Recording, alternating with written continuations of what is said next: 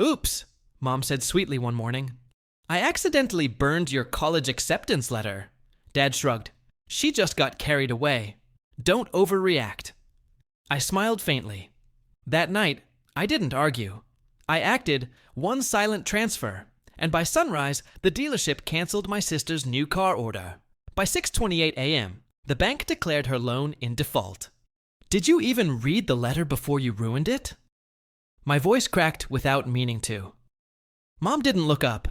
She stood by the sink in her robe, her hair tied up, a half-empty glass of white wine sitting next to the toaster. Relax, Josh. It was sitting with the junk mail. I didn't realize it was important. Important? It was my acceptance letter.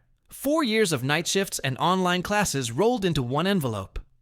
The one thing that felt like mine. Dad walked in, shirt unbuttoned, coffee in hand. Your mother said it was an accident. Don't make a scene. An accident? I laughed dryly. It was sitting on my desk, next to my name tag from work. He shrugged, already annoyed. Then maybe you should organize your stuff better. You live in this house like a guest anyway. That one hit harder than he knew. Harper sat at the table, scrolling on her phone, a spoon clinking lazily against her cereal bowl. Maybe the universe is doing you a favor, she said.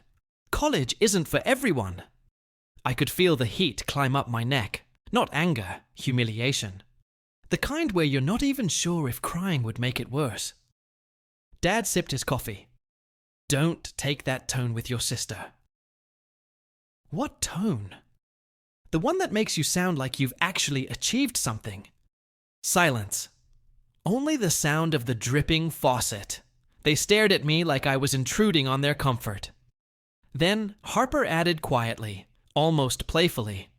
Besides, after what you did last year, maybe you don't deserve new beginnings. My hand froze mid-reach for my cup. Dad didn't even glance up. He just said, she's got a point. The burn mark on the counter still smelled like paper and smoke. I didn't argue, didn't beg, just smiled faintly, the way people do right before something breaks inside them. My name's Josh Rennell, 26. If there's one thing I've learned about family, it's this. Sometimes the people who raise you also raise your tolerance for pain. I wasn't the golden one. That was Harper, blonde, sharp-tongued, the pride of every family dinner photo. Me. I was the mistake they turned into a chore. Every favor I did became a debt. Every success, an accident. I used to fight back. Used to shout. But they fed on noise. So I learned silence. Not surrender, but study. When Dad said, you live here like a guest, he didn't realize I'd been paying the mortgage's missing payments for 3 months. When Mom said, we're better off when you're gone, she didn't know half the pantry was stocked from my paychecks. They never saw. They never wanted to. And Harper, the one who said I didn't deserve new beginnings, she's the one I'd once protected from a DUI charge that could have ruined her life. They called me selfish after that, because silence doesn't come with proof. The family gallery. Elaine Rennell, 48, all perfume and control.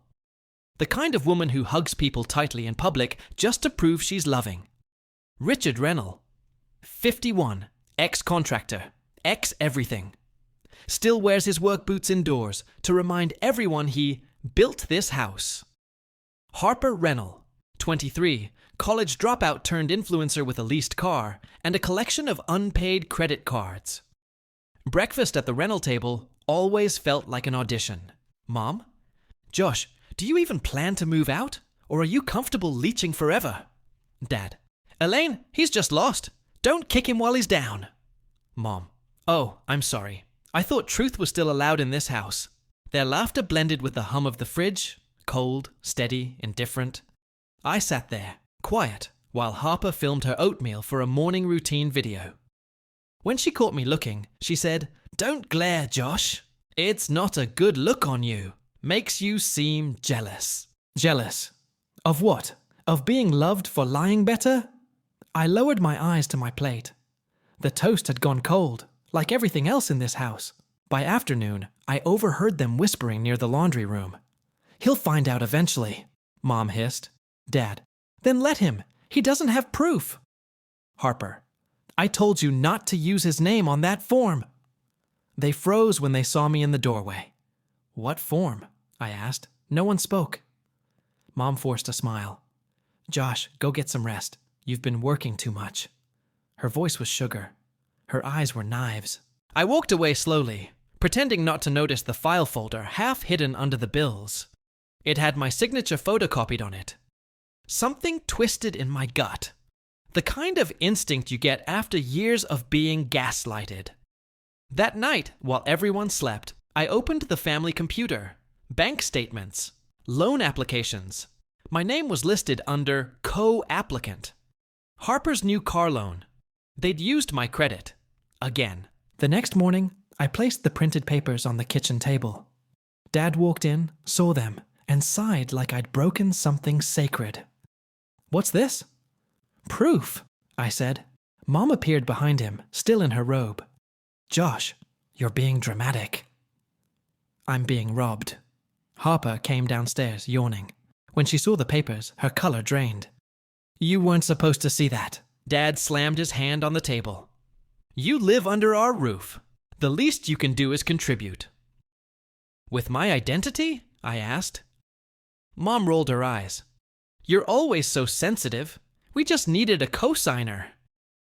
"You forged it," I said quietly. The silence that followed wasn't guilt. It was irritation, like I'd interrupted their peace again. Dad leaned closer. "If you think you can guilt us, go ahead. But remember, you wouldn't have a roof if it wasn't for me." I looked him straight in the eye. "You wouldn't have a roof if it wasn't for me either." He didn't like that. Flashback. 2 years earlier, I was 24, juggling 2 jobs and student loans. Mom had called crying. "Your father's sick. We're short on mortgage." I sent half my savings. 2 months later, I found out Dad had used that money to buy Harper a used car for her birthday. When I confronted him, he said, "You'll understand when you have kids." I remember standing in the driveway, rain running down my face, while Harper laughed from the passenger seat. She'd never even thanked me. That was the night I stopped expecting fairness. Back to present. I waited until evening. The 3 of them were in the living room, TV blaring, pretending life was normal. I walked in with my laptop. "You might want to mute that," I said. They didn't. So I did it myself. "Harper," I said, "how's your car loan?" She frowned. "Fine." "Check again." She grabbed her phone, tapped through her banking app, and froze. "What did you do?" "I did what you did," I said softly. "Used your name for something I needed."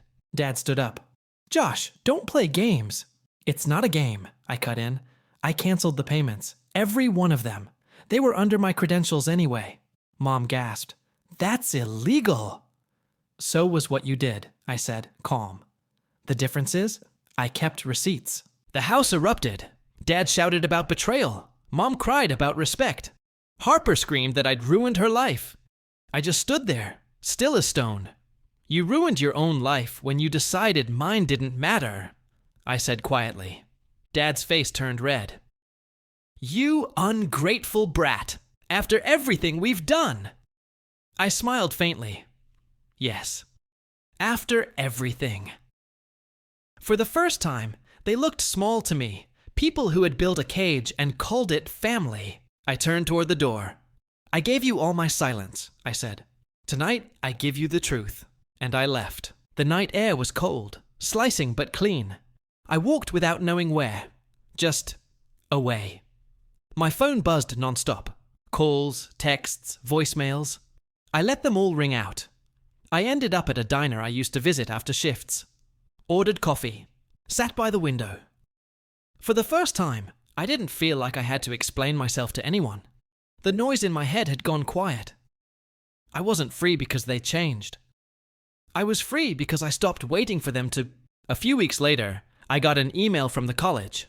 They'd resent the acceptance digitally after I explained the situation. I read it twice, just to make sure it was real. Mom sent a text that same day. "We shouldn't have said those things.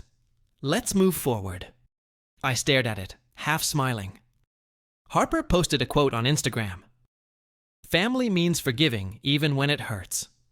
No tag, but I knew it was for me. I didn't reply. Some peace doesn't need permission. For the first time, I whispered to myself, I don't carry their weight anymore. I used to think silence made me invisible. Now I know. It was sharpening me.